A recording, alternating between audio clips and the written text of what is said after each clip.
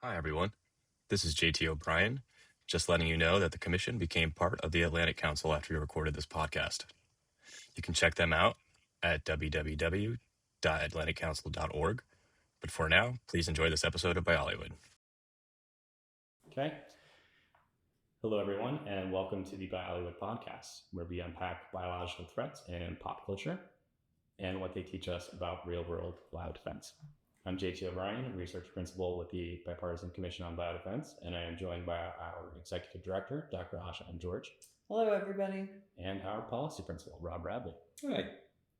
Today, we're diving into V for Vendetta from 2005, which was directed by James McTeague and written by the Wachowskis.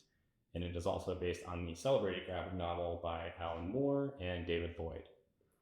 The premise of this film is, in the near future, the United Kingdom is ruled by the fascist Norsefire regime, and a masked vigilante known as V seeks to topple the government through theatrical acts of sabotage. He rescues Evey Hammond and catalyzes a year-long campaign culminating on Guy Fawkes Night, which is November 5th. And as the Chief Inspector Eric Finch investigates, he uncovers that the regime itself was the one that engineered a deadly virus and released it to 3 different targets across the country in order to seize power. Spoiler alert, if you have not seen V for Vendetta, we highly recommend you watch before continuing this podcast, as it will contain full spoilers. Okay, so I think one of the things I wanted to jump into, was something that stuck out to me. It was the virus being controllable by the government, and being able to only kill 80 to 100,000 people at a clip and not have it turn into something that's a pandemic. So they were able to achieve their political goals. I'm curious for what you guys think about that. Well, I guess I would start by saying that the movie, which differs pretty significantly from the original graphic novel in this particular respect, with regard to the biological threat, since there is no actual biological threat in the book, but we'll talk about that a little bit later. It leaves a lot of things, at least for me when I was watching it again, a lot of things vague. And it's tough to tell. You see all those newspaper headlines. You see flashes of chyrons on televisions throughout the movie. I had to pause a lot. A lot of pausing. There's a reference to avian flu and quarantine zones and some other things that are discussed by the government or by the news media, which we know is in cahoots with the government. So it was almost difficult to tell what was actually real in any of that information that we were witnessing.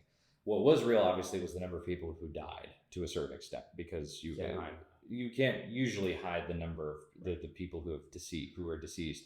But the who, what, where, when, why, how piece of it, well, I guess the who with regard to the victims was clear, but the rest of it was vague. So you say controllable. I don't know if it was actually controllable. What the movie seems to imply is that the government allegedly, presumably released this disease at 3 different locations, and then had already developed a countermeasure of some sort in advance that it released soon after the political party supporting the effort attained power. But there's implications that the disease is still running rampant elsewhere, even after the cure has been introduced. There was a mention made about Ireland, I think, at one point, very briefly getting hit. So it's just tough to tell exactly what happened aside from the locations and the deaths. So the way I was thinking about it was, there's one of the headlines that you just referred to, Rob, was mysterious viral infection, and then the word epidemic in all caps. Thousands of people infected in London, Manchester, Bristol, and Birmingham. Hundreds killed by unknown virus. So I don't know how. I agree with Rob. I'm not sure it was controllable or under control. Right. But what I thought was, so they knew they had a disease that had kind of a low mortality rate, but a high morbidity rate, and was kind of horrible enough that people were flipping out and knew that they were sick with something and it was unusual and weird. Unlike what happens with a lot of foodborne illness. A lot of people just go, Food poisoning. I had food poisoning. Not you know, knowing which they don't know what it pathogen is, or- and then nobody reports it. We just sort of like, we think, okay. But if it was like really bad, if you were throwing up for days, if you broke out into green splotches or something, Right. then people would flip about it. So that's kind of how I thought of it. But regardless, they did have enough information on that disease to utilize it in this way. Yes. They knew Right. how to introduce it, how to get people sick, how to obviously manipulate it so that it could achieve the sort of results they were looking for, Right. In terms of the public panic and fear Yeah. that it would still, and they knew enough about it to develop a countermeasure. But I do think here, to y'all's points, we're dealing with information that's being fed to us by Yeah. this fascist government, Yeah. or from the rebel side. So is there a fog of war element where we might not be getting the full picture? Well, yeah, what I thought was really interesting early on is you have the Voice of London, right? This television program that's clearly meant to imitate a talking head program from a modern news channel, let's say, or new media. And the gentleman, I'm trying to remember his name, it was Prospero or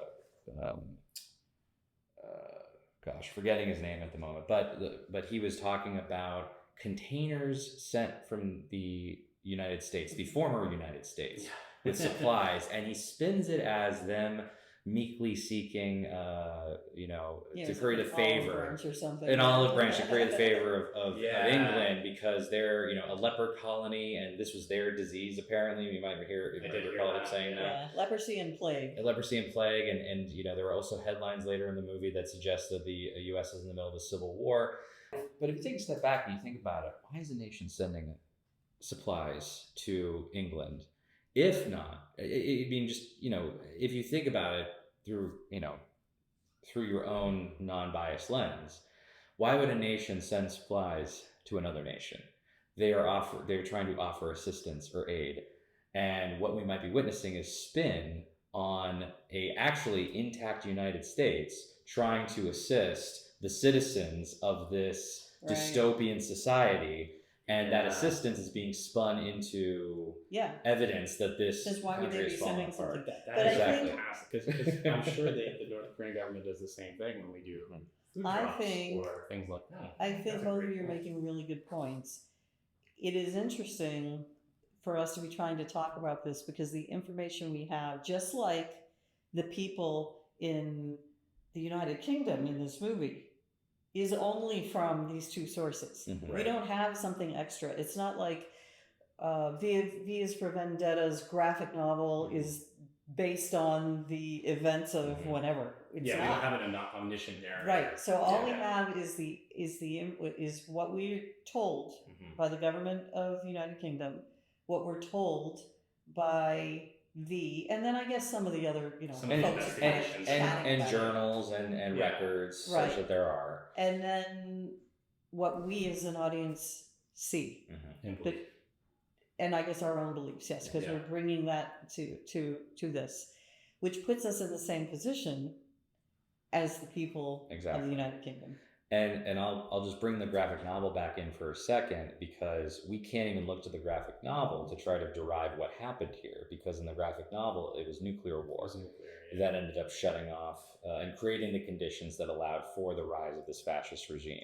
Also, as I recall with the graphic novel, they were not just focused on nuclear, the whole cyber things going on too, right? There is an AI in V for Vendetta, the graphic novel. When's the graphic novel come out? The graphic novel, the original stories start, I believe, Alan Moore started writing it in the early to mid 80s. It was completed in the late 80s in terms of graphic novel form. So he called, even before the internet had reached, had become a thing amongst the American populace, he called the creation of an AI.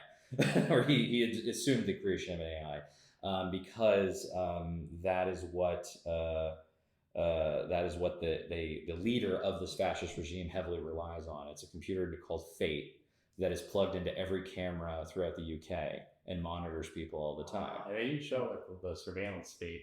I mean, it's a very on the nose example of the surveillance state. And they say, oh, like 10% of these people are doing this, or But it was a common criticism, or not criticism, but sort of like observation, because the United Kingdom was the first to come out with like blanketing the country with closed circuit cameras. Yeah.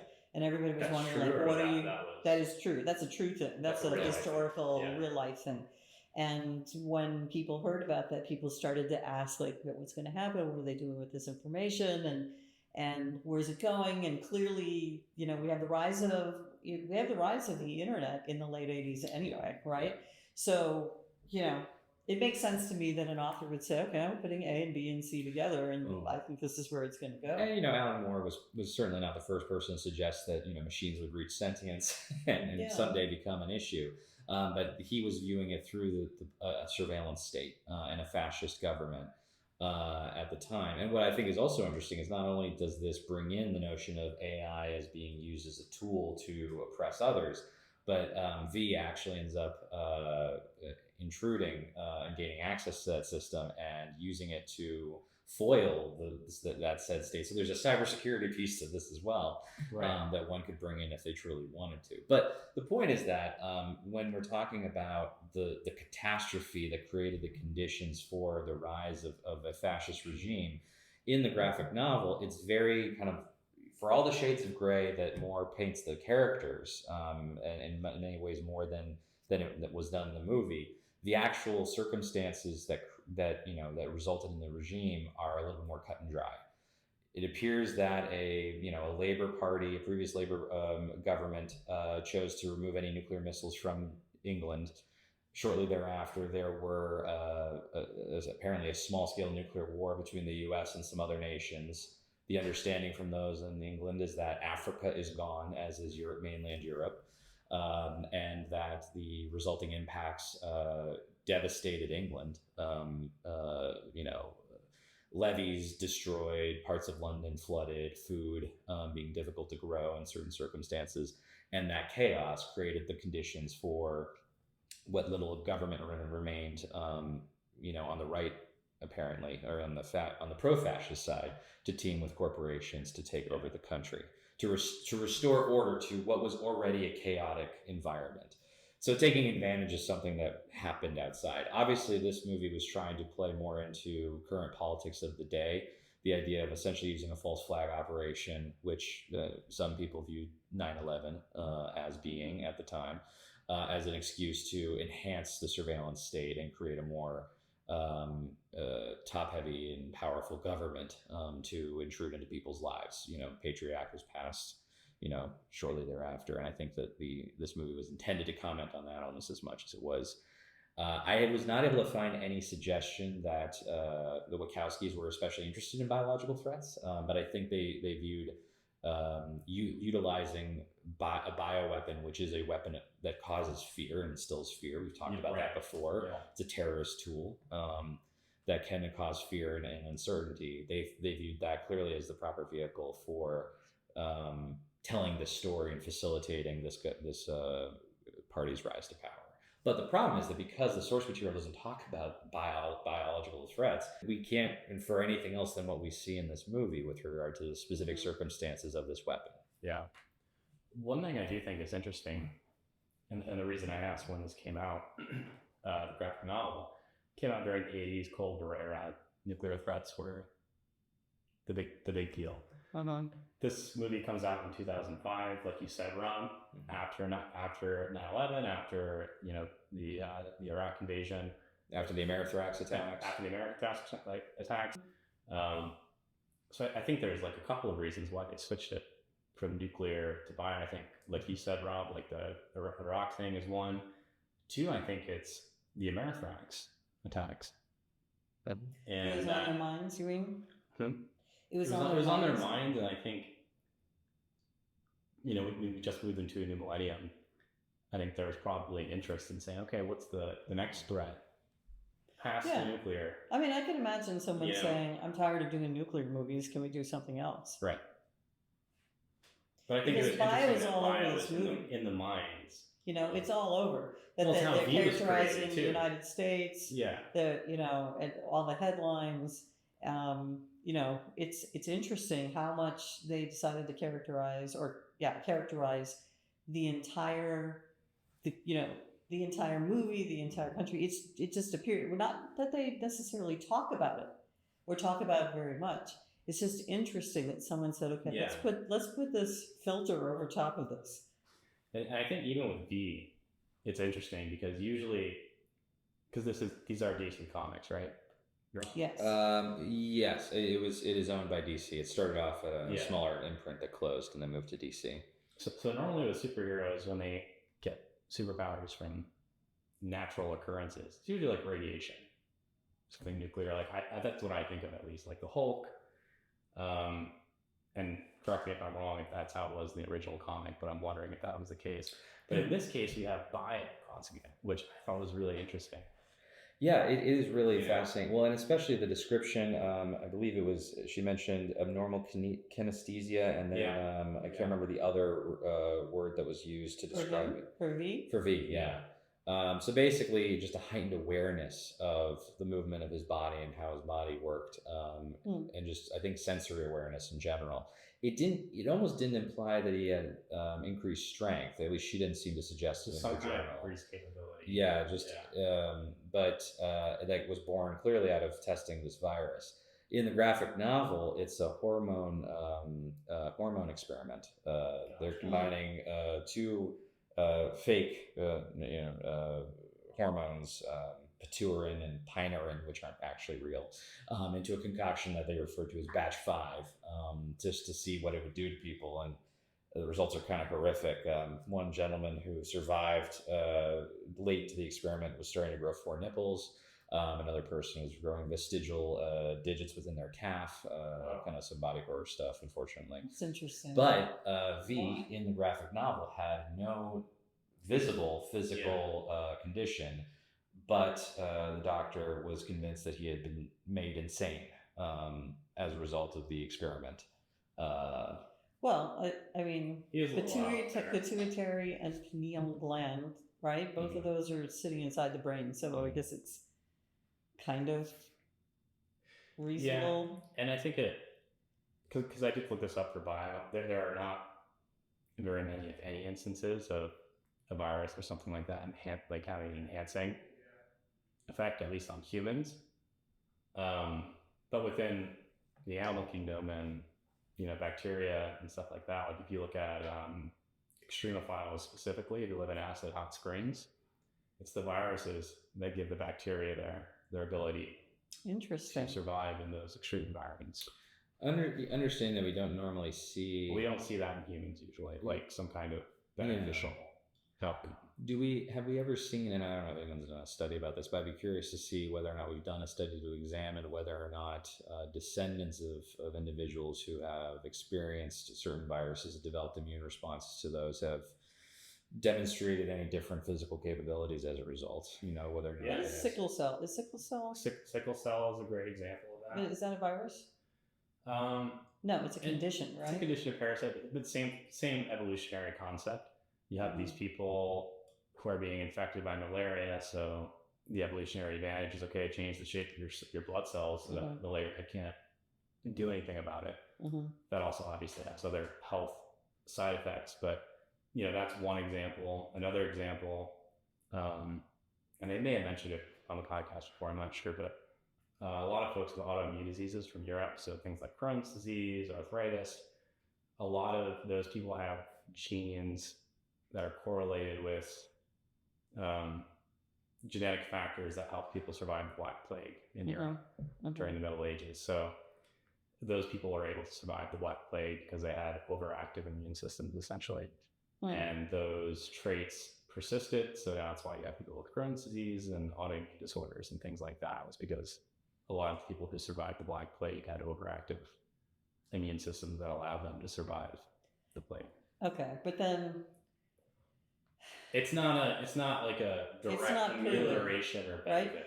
Right? But also the Black Plague did not last that long. So, that's a pretty quick it would have to have been a pretty quick change that then lasted all this time. I'm not saying it's not true, but there was a tail to that before the Dark Ages that must have started because you would need human beings over generations to be responding to that, right? It's not like radiation where suddenly, bam, you've modified something. My thinking is it wasn't just the Black Plague. Those people were also more resistant to other infectious diseases. Well, I mean, look, I think there are probably multiple mechanisms. Yeah. And then, of course, the other question is, okay, so the Dark Ages were a long time ago. Why hasn't the genetic makeup of people since then changed? Right. Yeah, because obviously that pressure is no longer there, unless it did coincidentally allow for greater survival, but that genetic change may actually have been due to something that's still a part of the world. I think that's probably because otherwise, I just don't see why. There's no way that the genetic change would have developed in the time the plague was around. So I think you're right. It was something that was there that happened to have a beneficial effect and happened to stick around a little bit longer. So I think you're right. There was something beforehand that made that somewhat advantageous. And that might still be around. Once the Black Plague came in, that's when it became very clearly out. Because that becomes selection criteria, right? Yeah, now you're getting selection criteria involved. But I think there's something that's still going on. Because otherwise we wouldn't have people with all these conditions. Right, exactly. So there must be still forever. Right. We have too many people with Crohn's and arthritis, definitely. Yeah, other autoimmune things. Lupus or whatever. And we can't blame all of that on processed foods and stuff like that, right? No. We didn't have that way back in the day. Yeah, no, you're right. And other explanations. What's your definition of processed? If I cut it, is it processed? Well, I don't know, but all I'm saying is that some of the explanations there's for more these diseases now. It's not just red dye. Were not necessarily present back then. No, I agree. Some of it might be like the red dye, or something like red dye. But it's not. That's not all of it. I mean, for chronic illnesses, there has to be a myriad of different causes. It's always hard to pinpoint one, but I think you can definitely look at the confluence of factors and things like that to make a guess. But okay, I don't know if there's anything that is similar to what happened to be from a biological. It's possible there could be, but we're talking about modern day biological augmentation. I just appreciate that the creativity was saying it's possible. This time we've decided to go down the path of biological augmentation. Yeah. And this takes place in the future, right? It does. It does. Time on the film. Yeah. It takes place. I know. Yeah, very possible that technology is different at that stage. Although given the circumstances there, and it's unclear whether or not UK is keeping pace with other countries at the time that Norsefire comes to power. One question I did have, and I will preface this by saying that, this ambiguity that the movie kind of imparts with regard to what's true and what's not is, I kind of enjoy it because so many of these other movies we've watched recently have just been so cut and dry. Yeah, they're like this person made it. Yeah, exactly. Here's the threat level of this thing. Yeah. This is exactly what it is. It's inside of capsules that will, dissolve after 72 hours. There's a lot of ambiguity. So when Finch, the chief inspector, refers to Surge, the doctor, as having been a botanist in her former life, it was interesting to me because I could not tell if that was a cover story that she had been telling people to cover up what she had actually been doing at Larkhill, or if that in fact was her background. And if that's the case, is it possible that this bioweapon was derived at least in part from plants? And somehow, that's the origin. And if so, is that possible? Can you create some sort of pathogen out of plants that would impact Or maybe people? it's a toxin. And I think that's a great theory, because this thing doesn't transmit as far as we know. They seem to have killed 80 to 100,000 people in a clip without, like, other than those little things that we heard about. Yeah, right? yeah. But no, you're right. It seems to exhibit Yeah, I mean, I think properties of something like anthrax, or a chemical weapon. Not, it seems like there's enough ambiguity about how it Yeah. was transmitted at the 3 locations that they released it, and how many people actually died, that it's a possibility. Yeah, that it was a toxin, and that, because like coming back to like what I opened up with, like the controllability of it. You can control a toxin and fire easier because it has so many. It's more like a chemical than it is. It basically is a chemical. It just comes from. It's biologically derived chemical. Yeah. So now this brings me to my next question. Is it possible then that the cure that was marketed and sold by this company is just snake oil, because they knew that it was never going to spread so far that they needed to actually develop a countermeasure? Yeah, I don't know. especially if It might be, but it might not be. It makes sense to me that if you developed a toxin, you develop the antitoxin too. But if you develop a toxin, there's less incentive to develop the antitoxin than if you were to develop. Unless it was planned, JT. I mean, you're going down the path of controlled release and everything. Yeah, I'm just If saying. you're going to use it, if you're going to use something like this, you really should be trying to develop both things at the same time.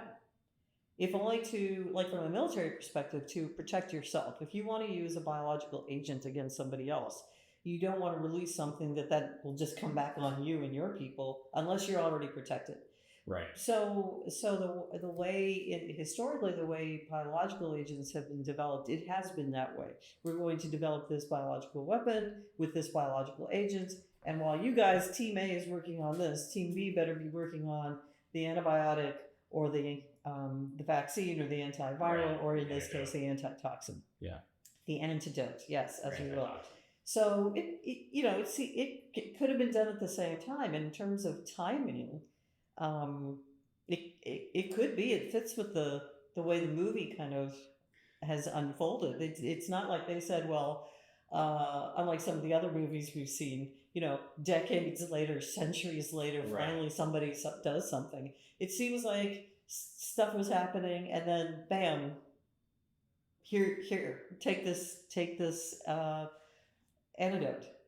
Yeah, and I think the fact that Diaz was resistant makes me believe they probably took something from him to create the antidote, because that's usually how things go in these movies. But to Rob's point, because of the nature of this, there's a less opportunity for blowback. They did not necessarily need to make an antidote. Or they could have tried to make one, and even if they'd failed, they could still market one. Yeah, they could still make market a bunch of one. money. I mean, there's Like, no this is guarantee they information. succeed. I don't know. Like, this is an information environment where they can just make stuff up. Exactly. They can say whatever they want, and people will. Exactly. Or all they have to do is qualify it too, and say what, like we see in so many things, it works, but it might not work for you. Right. Exactly. Right? We see that Yeah. on all kinds of labels. And with a government like this, I wouldn't be surprised. Yeah. Instead of giving out a cure, they're giving out some kind of pharmaceutical. Oh, something to keep the people complacent? I mean, I'm just saying, if I were a fascist regime and this was my I mean, Yeah, again, but we if can't that's really. the case, then they're failing with that because their Yeah. population The people is rise not. up. Yeah. But again, it does point to, they can invent reality, and the people feel, because of fear, that they have to listen, or even if they're not fully convinced, they don't feel positioned to challenge the data that the government is. Even let's say this antitoxin doesn't work for them or any of the people that they know, and the government's saying it works for 95% of people, they don't have enough information to fully push back. Yeah. Or they just say, look, it works for 95%. Maybe I'll be part of the 95%. It's worth it to me to just give it a shot. Yeah. Right, which is like what a rational Mm-hmm. Yeah. person would think. yeah, with the government that they have in this, though, it'd be difficult to tell, and it'd be difficult. I mean, there might not even be a choice about whether or not you take something. And also, I think it does speak to the fact that, like you were saying, like how much would it take for them to rise up? It took a lot for them in this movie. I think it took. I mean, imagine like. You think it took a lot For that many people to get out at the. It just took V running around and doing some stuff. Yeah, but to inspire the people to come out in those numbers. Well, to protest something like I think. Oh, you mean it took a lot in terms of them feeling oppressed or underserved by their government? I think you're probably right. I think you're probably right that it was clearly hitting a boiling point. You know, and as V would like to say that he was just lighting the match, right, for something that was already there. What I think is interesting is, and this isn't so much biofocus, but I think it is relevant for this conversation because it's clear that the flow of the story is that V is building the circumstances under which people can rise up and, you know, overthrow this fascist regime.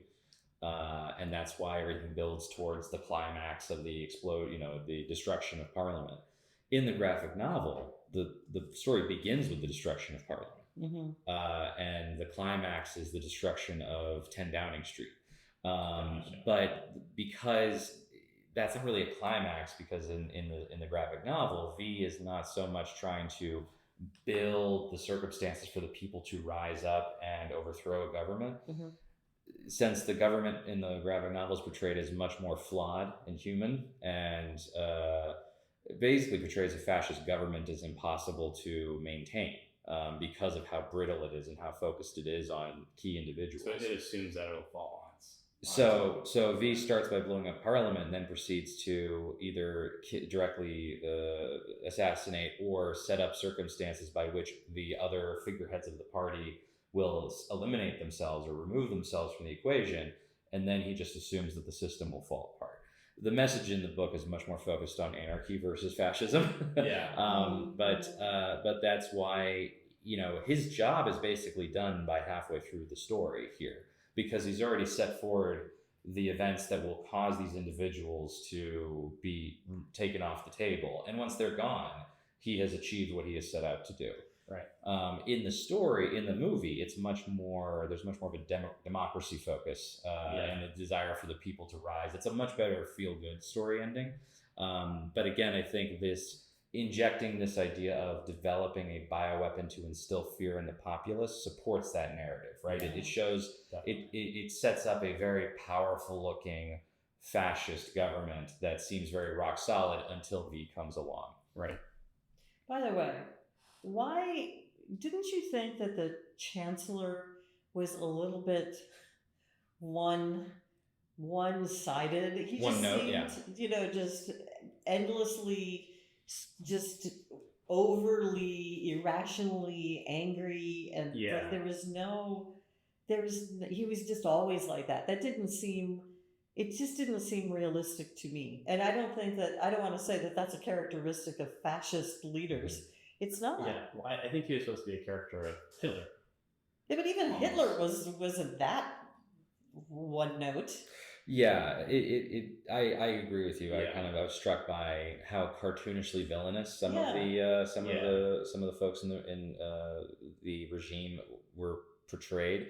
I think that was intentional. I think the filmmakers clearly didn't want there to be any ambiguity. They wanted there to be ambiguity about the information.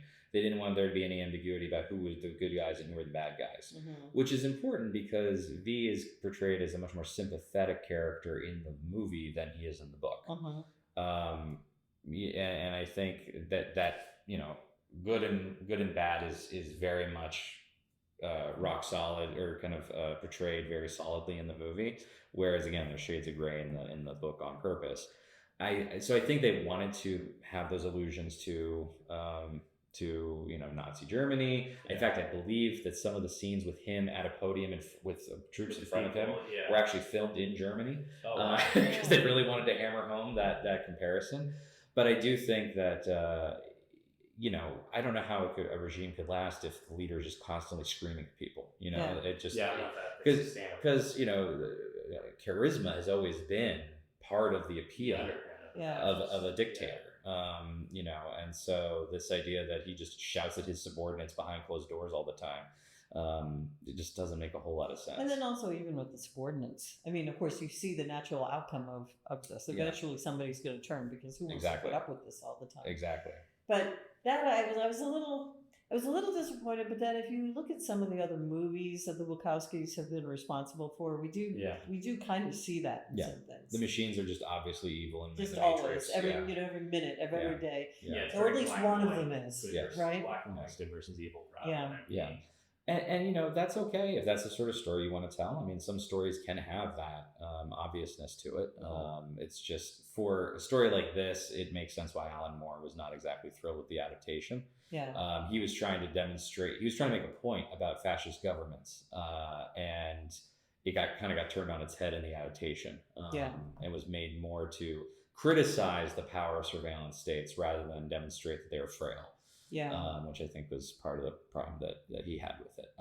But again, I think that utilizing a top secret directed bioweapon program is a way to make your villain look powerful, right? And then to continue to leverage the fear that you create through that initial act to keep the people in line makes a lot of sense. I mean, there's talk about quarantine zones, there's talk about bird flu, you know, they talk about at one point they mentioned a new airborne pathogen is located outside a quarantine zone on one of the TVs. Water shortage, because somehow they managed to insert somehow a biological. Although I'll tell you what, if it really was a toxin, that's one case in which the introduction into water makes more sense than the introduction of virus or bacteria into the water supply. It makes a little bit more sense, but still, I feel like in order to get a meaningful concentration, it has to be post-processed.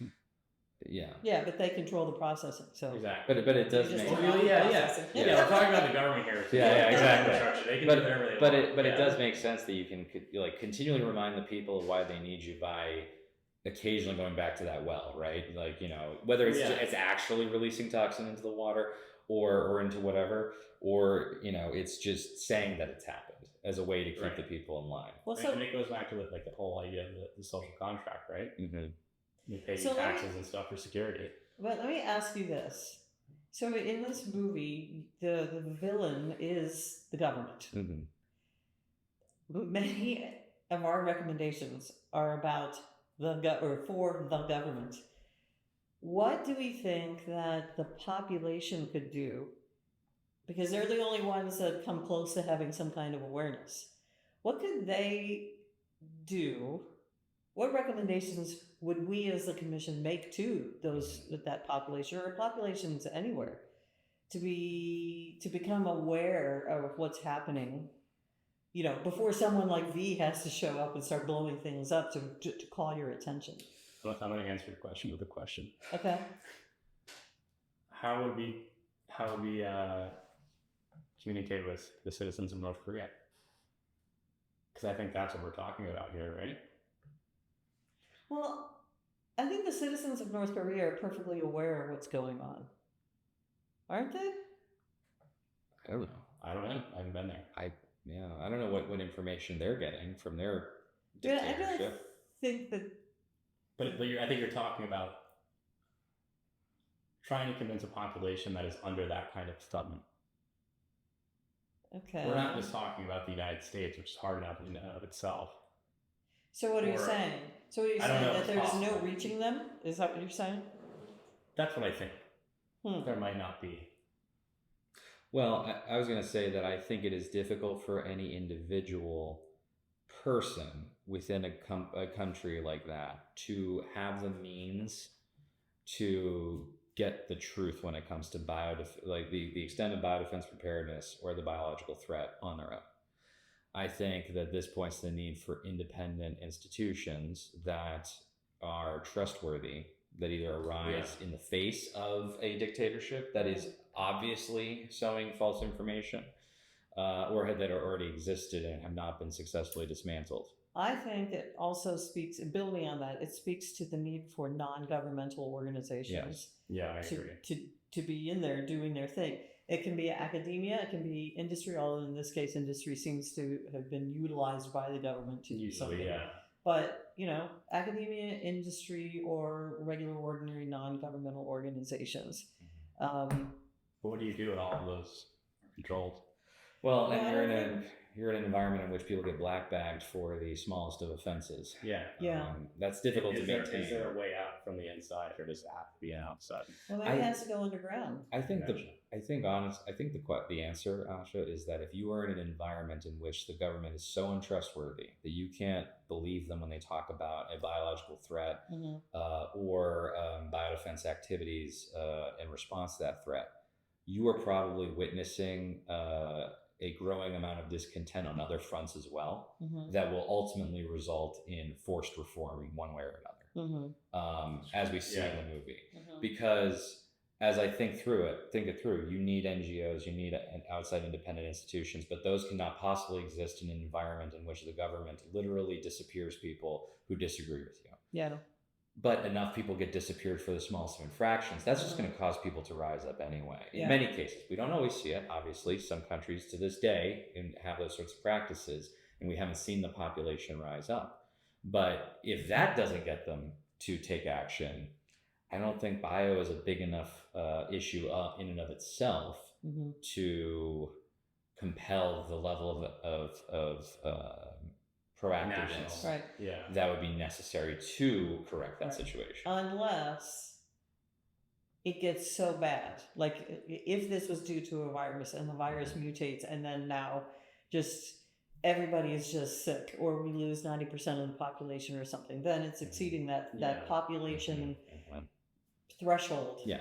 That unless makes people unless you were personally it couldn't just be a retrospective. Yeah. Exactly. No, you're right. It would have to be right then. Exactly. Yeah. Because even, to use COVID as an example, you've had a case where the government was talking about, the number of case counts nationwide and how many people were dying from it, but many parts of this country did not feel those impacts, and they did not necessarily believe what the government was saying. Yeah. As a result, and certainly didn't agree with some of the measures that the government was recommending or in case requiring. And that was with a government that was, by all accounts, one could argue whether or not the information or guidance was perfect, but was working ostensibly with what they had and was doing so in a pretty public manner for those who were paying attention. I presume that you would have a similar situation with a dishonest government. If the reality on the ground completely conflicts with what the government is telling you, you're not going to believe what the government is saying. Right. That's just the way it has always been. Well, so I think it comes down to, this movie, basically we still have public trust. Which is interesting. But once you exceed some threshold, whatever that is, then they no longer have public trust, and it's switched on a dime in this movie. Yes, right. Just overnight. Like, is there no getting it back once you've lost it? I think there's probably no getting it back for that administration. Within this movie. Yes, I agree. Yeah. It's just done. I think the party is done for a while. Yeah.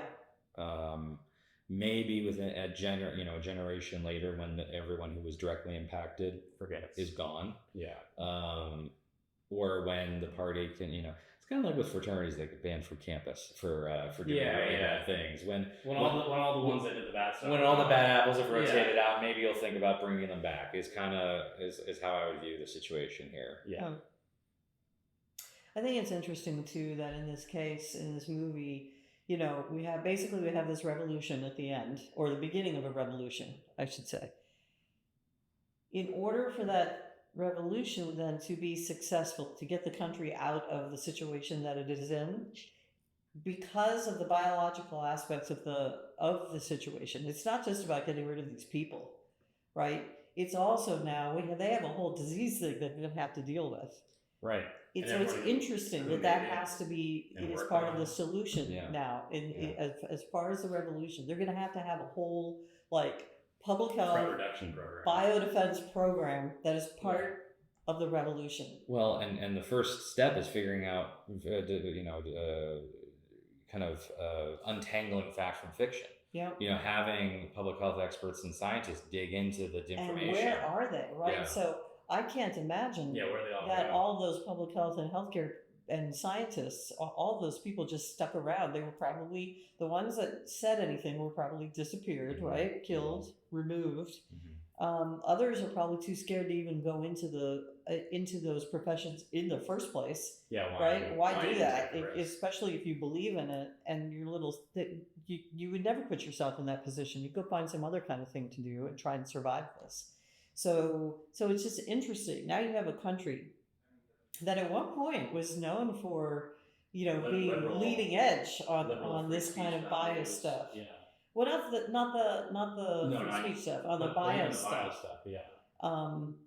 That I think by the time we get to the end point of this movie, whatever they're, porting down has either been completely turned to support the government and this whole plan that they've been executing, or it's just gone. Who knows what's happening with the universities? We never really do hear much from, or anything, I think in the movie about it. Right.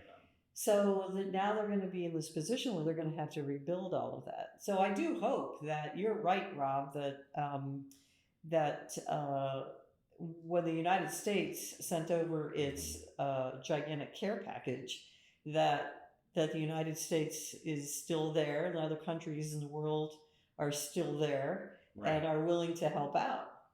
Provided we, of course, have our own institutions that have survived other things. Right. Yeah, because they're going to require international assistance. Mhm. You're going to need that. To rebuild that infrastructure. Yeah, absolutely. Absolutely. And it's almost worse than the post-World War II for the UK.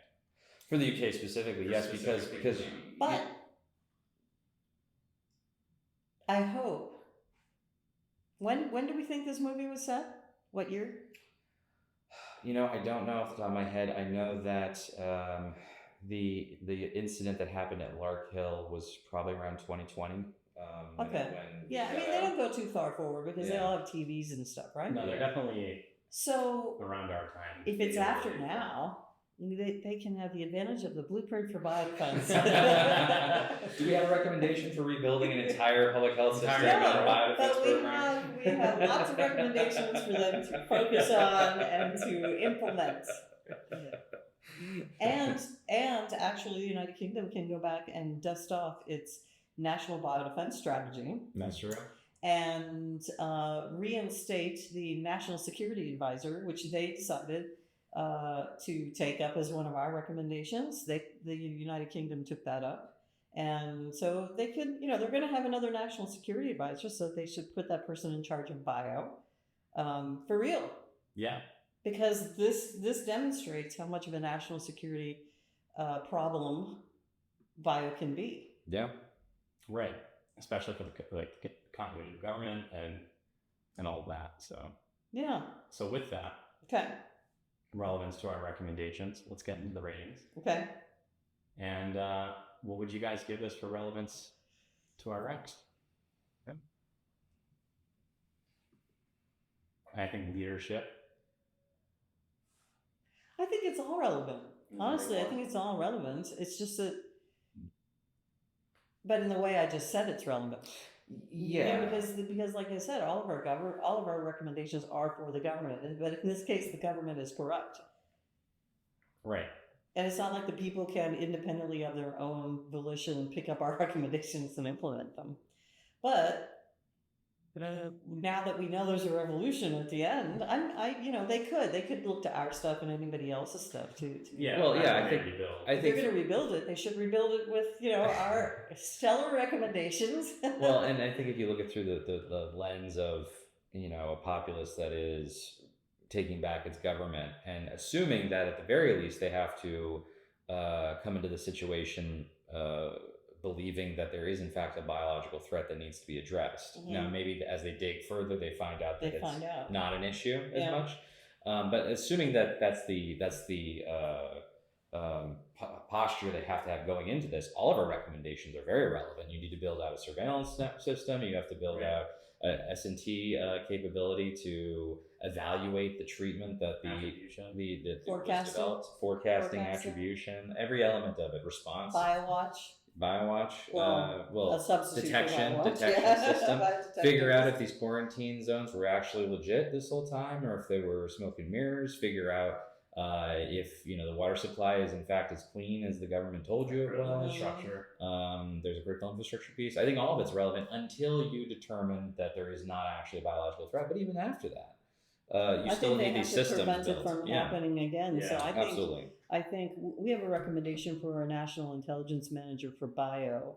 But in this case, I would say modify that recommendation and add responsibilities back to MI5 and MI6. No, which one's turned internally? 5. I think And 5 I- is internal and 6 Six is is- international. I think maybe it's reversed. It could be reversed. But whichever Yeah. one is focused domestically, Yeah. I think. Well, either way, domestically and internationally, I think they're going to have to pick it back up. But there has to be that intentional focus because they have to prevent this from ever happening again. And Right. they can't be, well, we trust the government. And those kinds of organizations have almost their own built-in pseudo Mm-hmm. independence, I feel like. Mm-hmm. Yeah.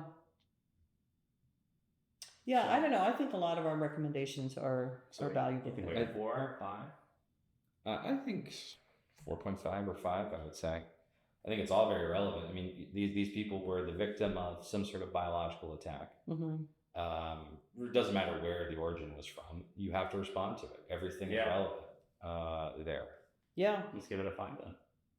Let's give it a 4.5. Shit. Okay, 4.5. Okay, scientific accuracy is the next category. I think this is a tricky one because we don't know. We didn't get much info on science. Well, we don't know what's real. We talked about throughout, all this information we got. We don't know what's real and what's not. Other than maybe you can believe the scientist's journal entries with regard to the effects that it had on. But even that, the one piece there that's scientific is her her observations about the impact this thing had on V. And as we've talked about, that isn't really accurate. Right, exactly. So yeah, but it's not necessarily inaccurate, right? It's a scenario. It's a made up scenario. It is a made up scenario. Is it realistic? Is it plausible? Is it based on known science? Is it plausible? What do you think, JT? Is it plausible? It's a big for what happened to V. Yeah. I would say it's a giant reach. Is it possible? Yeah, plausible. I don't know. Okay. What does the preponderance of the evidence suggest? Yeah, the preponderance of the evidence. Well, let's go the other direction. I don't think there was anything in this that made me say, "Oh, come on, that's just completely ridiculous." No, it's not possible at all. So except for the guy running around in a Guy Fawkes mask wielding knives. Well, why is that scientifically inaccurate? I was gonna say he got lit up by how many bullets and then managed to. Do you know that's not true? I mean, if we believe what they say about the Yakuza, it might be true. You don't know. There's a virus that can make you withstand multiple bullet wounds. He's wearing armor underneath. Well, like a John Wick suit. Well, no, he had a breastplate from the knight armor. And by the way, with that is realistic because some of those bullets made it through. Yeah. That's why I know. I mean, yes, you can see a lot of the bullets make it through, but even assuming that half the bullets were caught by the breastplate, he should not have been standing. Okay, so what do you want to give it? I think setting aside jokes about his durability. Yeah. It's just I think it's tough because I think you're right that there was nothing in there for the most part that screamed this is crazy or totally out there. But we also didn't have a whole lot to go off of to say this feels rooted in reasonable science. Right. So I'm kind of in the middle on this a little bit. Let's give it a 3.5. A 3.5. I mean, how else are we going to get to our patented 3.7? Yeah, we got to get there somehow. So, okay, 3.5. Scenario development would be the next category. I thought it was excellent. Yeah, I think it was 5. I think it's there's nothing including the bio stuff. I think I'm good with it. I think this is certainly not the only property out there that's explored the use of bioweapon to instill fear in a population, but I think it was very smartly executed. Yeah, I agree. because it incorporates the politics of it as well, which Mm-hmm. Yeah. is really, really We talk all the time about the biological threat and the reason why people would want to execute an attack on our country. And this movie explains it. It is a great example, to the point where the country's own government thought it'd be a great way to control people. right. Mm-hmm. Can't ask for a better example. Completely agree. Okay, so the next one is entertainment value. 5. Yep. Yeah, 5. It's one of those movies. Next is success of the imagination or creativity. I think we got to give him a little bit of credit for evolving beyond the nuclear. Yeah, but I would component to subtract the something. This idea of using the government using biological to control the population somehow is not an original idea to this movie. No, It's it's a not. false flag. Also not original. Yeah. And obviously this regime draws a lot of heavy comparisons to Russia. to Nazi Germany, yeah.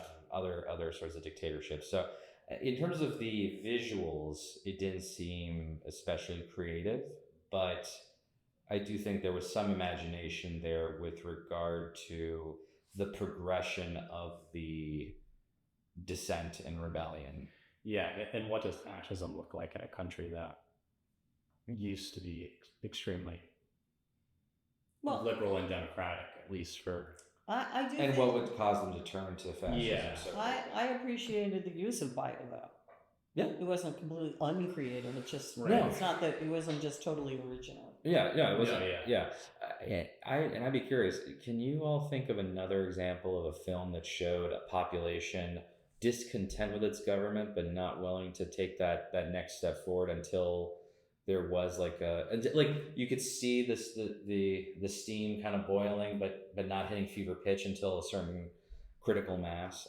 I'm sure we've seen it somewhere else before, but I'm struggling to think of a progression of a film that was almost based around that metric, right? Because you could tell that's what the whole movie is predicated on. V trying to get the population from here to here, knowing that they're already somewhat discontent, but trying to move the needle like that I might be willing to give creativity for if there haven't been any But other I examples. feel like there that. are other examples. I can't think of any either right now. I really can't think of any with bio specifically. I mean, even Well, but Contagion. Ross, you're not asking about bio. I'm not specifically asking about bio. Any movie in general, like I don't. Yeah. Like, of course, there are movies where the population rises up against the tyrannical government. Yeah, but in this kind of a way where it shows that slow. It's kind of subtle, and the number of shots of people watching TV throughout the film. Think about 1984. But 1984 is a totally different kind of film, Asha. 1984 is trying to impart that once you've gotten to that society, it's already too late. There is no happy ending for anyone. I know, but there was some I don't know. I feel like there was some dissent. Also, what else? I think do you remember it was a TV show called Logan's Run? You probably don't. You guys. That was a TV show? I thought it was a movie. It might have been both. Okay. But anything like that. What about Minority Report? Was that a popular? That wasn't. No, because that wasn't about a population rising up against the system. It was about the thought crime experiment, which had not gone national yet. Remember, it was only still based in DC. But they discover the dastardly backstory to all of that. So then that gets struck down. Yeah. Yeah, I don't know. I think if we went and did some research on it, we could find. Sure, but I do think there was some creativity in putting so much of the visual focus on random families watching the events unfolding on TV. You don't really see that, and it almost felt like a pressure gauge throughout. By a certain point in the movie, the people are getting the masks and they're just putting them on and running around, and it's like the first thinking about it. Some of these families, you see them in front of the TV watching the news, and then you see them later getting the masks. Mm-hmm. Then they're all laughing when Stephen Fry's character is doing the bit. So you can tell that they also agree that things are kind of ridiculous with the regime. So I think that was creative. Well, let me ask you this: on the creativity point. Mm-hmm. Do you think it was creative for them to be using the 1812 overture while explosions are going on? Or do you think it was not creative? I didn't think it was creative because we get that every 4th of July through various concerts. I can't remember if it's the 1812 overture or Beethoven's Fifth. But there is a level of creativity in that one of those two, the very first few beats, is actually Morse code for the letter V, I think. Oh wow! So that is kind of interesting, but So that it would be creative. But the use of the actual song to go along with the explosion and literal fireworks with the Old Bailey, not very creative. When they do it at the beginning of the movie, I almost kind of giggled about it because it's like, but when they do it at the end, well, I thought how interesting that they're using this in a movie about a European country. Mm-hmm. It just fits with the history of revolutions and things that have occurred on the European continent. So then I thought it was good. I still don't know that it was creative, but I thought it was a good choice. It's definitely intentional. Okay, so what are we giving it? A 3? 3.5? That's kind of what I'm feeling. Okay. 3.5. I could do either 3 or 3.5. Okay, I'll go 3.5. Okay. Shock or surprise value? I don't think. I'm trying to remember back to the first time I watched this film. The only shock or surprise thing was that Evey was abducted by Pete. Yeah, that was shocking and surprising. Yeah. And it's especially shocking in the movie because V is portrayed so kind of warmly to a certain extent. Like he's almost a protagonist. He's almost portrayed. He's almost portrayed as a protagonist, and he's portrayed very humane, like not humanely, but as more human. In the source material, he's from the beginning portrayed as pretty crazy. Yeah, and so it's not overly surprising that he ends up doing that, because that is actually kind of pulled right from the story. Did you know that it was Hugo Weaving that portrayed me? Yeah. I was surprised. Apparently, he when he was getting his actor training, he did a lot of mask work, so he actually had experience there. Interesting. And was able to find a way to emote while wearing a mask. Yeah. Interesting. Wow. Fascinating. Because I feel like he did a good job. I didn't even know there was such thing as mask work. Neither did I until I. Fascinating. Deadpool does that too, right? They're right around. Deadpool. Well, yeah, I don't know the how much of that. Mandalorian. Yeah, I guess the Mandalorian does it too. Deadpool, I can never quite tell like how much of it is like if there's like creases in the mask from like CGI, like or how if much, it's just him actually, or if it's him actually moving the mask with his face. So that I can't quite tell, but yeah, Mandalorian, and there's obviously a lot of contemporary examples of people wearing masks. It's just not usually common. Yeah. Right? So. Well, look, the first time I saw the movie, I was shocked. I was kind of shocked that the government would do what they did in this movie with so many different things. It was just like one of the first times I'd really seen a movie that really went after that, other than the movies about Nazis. But seeing a formerly democratic country, I think, has. Yeah, but I agree with you that the abduction of Evey and the notes and everything, and then finding out that it was V. That's surprising. That was bad. I was really upset, but not necessarily shocked when her boss gets arrested. Yeah. And how when she's beaten and all of that. It didn't seem quite necessary. It didn't seem necessary, but that's the point. But it seemed like expected. Like this guy was way too relaxed in the environment he was in. Yeah, I would say 2.5. I think if you want to do the shock value, including the brutality of the regime, I could see somebody arguing for a higher score. But I would say 2 or 2.5. But really, compared to other brutal regimes that we've seen in movies. I guess that's not necessarily more. Yeah. I mean, maybe what's creepy about this is the psychological stuff and the use of the media and everything. But that, of course, that's just us. We are, in fact, Americans Yeah. You know. Leaving the Feeling- film coming out 20 years ago and being a little unsettling with how they were using the media then.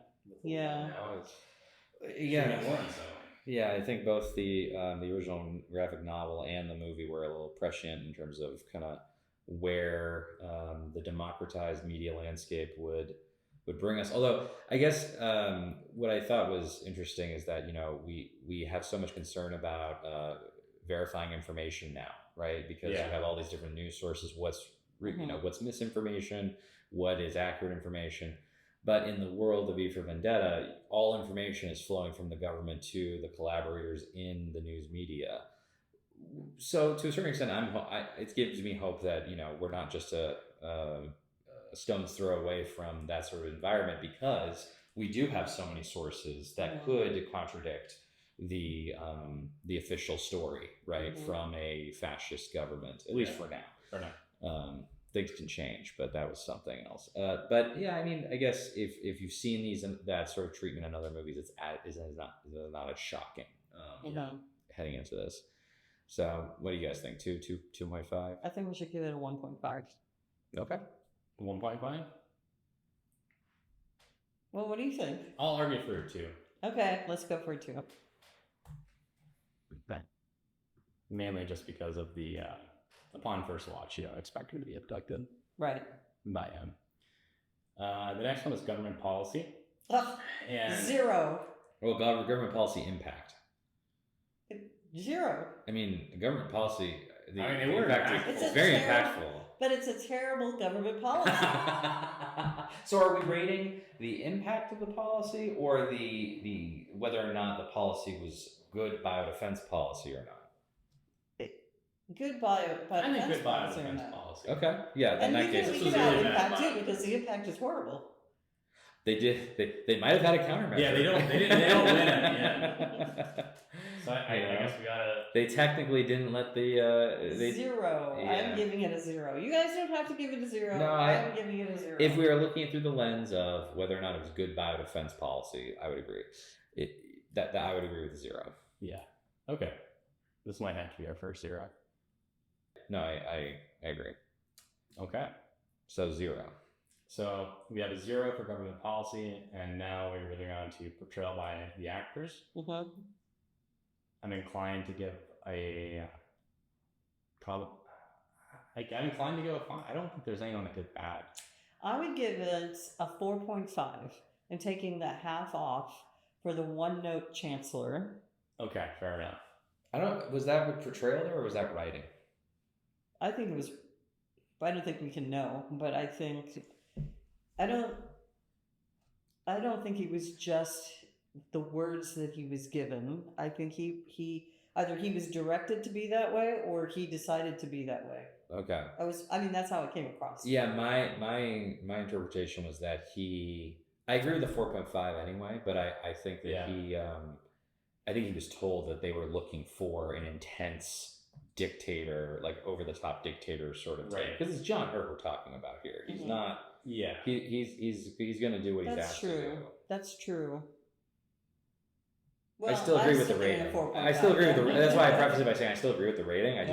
I don't think I blame him for that. I think that's gonna impact my score for the next category a little more. Yeah. And in fact, actually, if you think about it, everybody was kind of one note.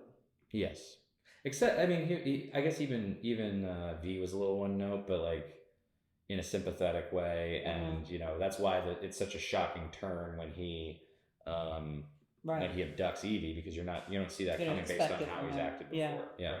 Yeah. As I said, they kind of flattened a lot of the characters in comparison to how they were portrayed in the source material. Mm-hmm. What do you think, JT? I think the 4 or 5 is good. Yeah, I think I saw someone elsewhere say that like Stephen Fry was basically just asked to come in and play himself. Exactly. Yeah. That's basically what he did. But he is good. He's good at that. Yeah. I mean, they're love seeing him in that kind of a role. I'm not upset about it, but it's not like I don't think any of these actors, for the most part, were asked to do too much heavy lifting. Mm-hmm. Yeah. Except for Hugo Weaving and because of the mask work and Natalie Portman. Mm-hmm. Yeah. So. Yeah, I agree. Okay, so 4 or 5. Okay. Then the next and last category is direction, production, and writing, which we have combined into 3. Okay.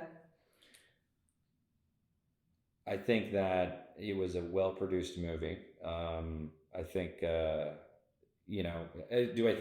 was clear it wasn't the biggest budget movie ever, but I think the They did really well with what they had. I think they did really well with what they had. I think the pyrotechnics in particular were quite good. Or the special effects for the explosions were quite good. The dominoes. The domino scene was great. And I know that was one take, and it took so many hours to set that up, so that was really good. I think that the scenes and the settings and the costumes and everything was good. So no complaints about the production from my perspective. I think they achieved what they wanted to there. I did think the writing and the direction was a little reductive, but I think it was intentional because they were trying to send a clear and concise message. Yeah. Using this movie as an allegory. Right. And I think the result is, as we just were saying, kind of one-note characters. And there are clearly good people, good guys, and bad guys. And the only thing where there's a lot of ambiguity is the information. The accuracy of the information that you're getting outside of the story that's right in front of you. Right. I think I would probably give it a 3.5 or a 4 altogether, combining all these categories, because I do think that they could have reinserted some of that moral complexity into the story and still had a really strong movie. Yeah. And that I probably would have enjoyed it a little bit more. I still think it's a good film. I still think it's a very entertaining film, but I do think the writing and the direction could have been a little stronger. Yeah, I would agree with that too. I think not necessarily that they held back with like fascist themes. I don't know if it's just a time period type thing, whether now, as we've seen other things that have been happening, going on in Russia and things like that we are thinking about it more than they probably were back then. But I think there's a lot of things that we're seeing today that they potentially missed. I don't know if it's fair to criticize them for that, but I think just going at the fact, like the fascist regime as just the bad guys, is a little. It could have been more nuanced. Like, I think, like, going back to those families, it would have been really cool to see families that supported the regime and those that didn't. Like, I think like that would have just elevated the movie. Yeah, but then again, that's a theme that. That's a production thing. Right. So what are you giving it? Yourself? I would say a 3.5. Or a 4. What did you say, Ron? 4? I said a 3.5. 3.5? Or a 4, yeah. See, for me, I would give it a 4, well. but when I look at the graphic novel and what was in the graphic novel, it makes me want to take off some points for not including more of the detail that you can find in the graphic novel. Similar to, this is how I feel about the Hunger Games trilogy of movies. There's more sitting in those books that they could, without extending the time of the movies for hours. Yeah. I think the same thing. I probably think the same thing about any movie based on a book, unless it's somehow like word for word the same thing. So I feel like they could have. So I'm gonna for myself, I think I'm gonna lean more towards the 4 because overall the movie is a good movie. Okay. Yeah. Yeah, I agree with that. Okay. So it's a 4 for that category. And that leaves us with a final rating of 3.55. Wow, lower than I thought it was going to be. What made it? Was it the zero? The zero probably had a big impact. The zero government policy and the combination of the other 3 had a big impact. Yeah. Okay. Yeah. I mean, I will say, rating aside, I think the movie's held up pretty well, given to when it related to when it came out. A lot of movies that came Perfectly out. entertaining again. I Still wasn't relevant bored today. having seen it and Yeah. read it and Yeah. all that. Yeah. Yeah. I think it was very well done and held up pretty decently, especially compared to other movies that came out during that time period. So Yeah, Mhm. I agree. Mhm. so obviously, well done movie. Just as always, could always use more bio. It's Always like need more bio, yeah. it's like that classic SNL sketch. I have a fever, and the only prescription is more bio.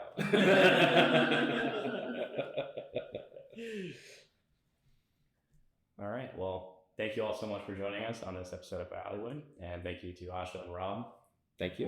for joining us, and we hope that you guys will listen with us next time. And remember, the 5th of November, the gunpowder treason plot.